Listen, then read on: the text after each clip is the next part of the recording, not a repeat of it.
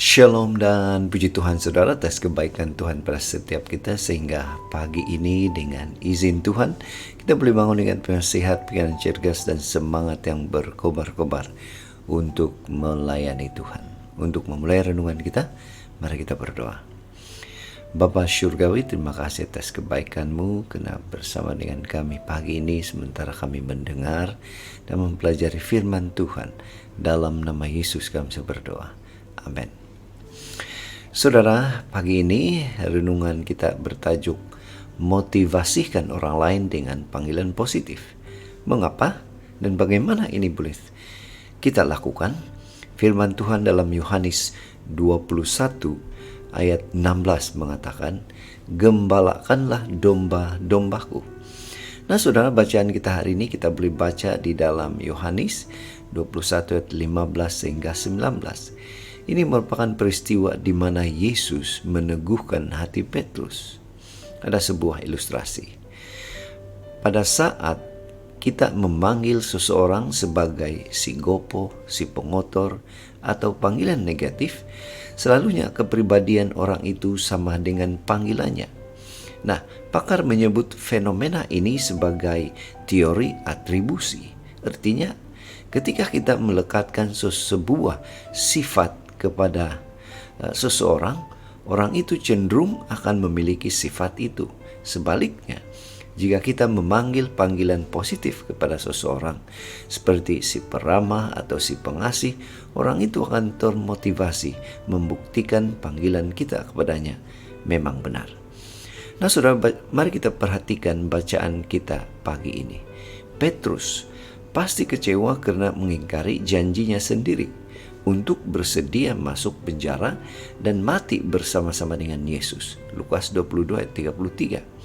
Dia menyangkal Yesus sampai 3 kali saat berada di rumah imam besar. Yesus tahu Petrus menjadi rendah diri dan malu karena kegagalannya.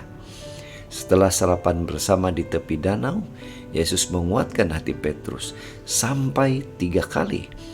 Yesus tetap mempercayainya sebagai pemimpin para rasul yang menggembalakan domba-dombanya. Terbukti label positif yang Yesus berikan kepada Petrus itu efektif. Petrus akhirnya menggembalakan domba-domba Yesus sampai mati. Saudara, apa aplikasi untuk kita? Nah, mungkin sudah tiba waktunya atau masanya kita juga perlu mengubah cara kita melabelkan atau memanggil seseorang dengan cara positif. Mudah-mudahan orang itu tergerak untuk berubah sesuai dengan panggilan positif itu. Lebih baik membantu orang berubah daripada terus menjatuhkannya, bukan? Pada masa yang sama, berdoa juga agar Tuhan mengubah dirinya. Kiranya Roh Kudus meneguhkan tabiat positif dalam dirinya dan menolongnya untuk berubah. Itu sebabnya pada pagi ini mari kita ingatkan diri kita. Mari kita bantu seseorang memandang dirinya secara positif dengan memanggilnya dengan panggilan yang positif juga. Inilah doa dan harapan kita, saudara.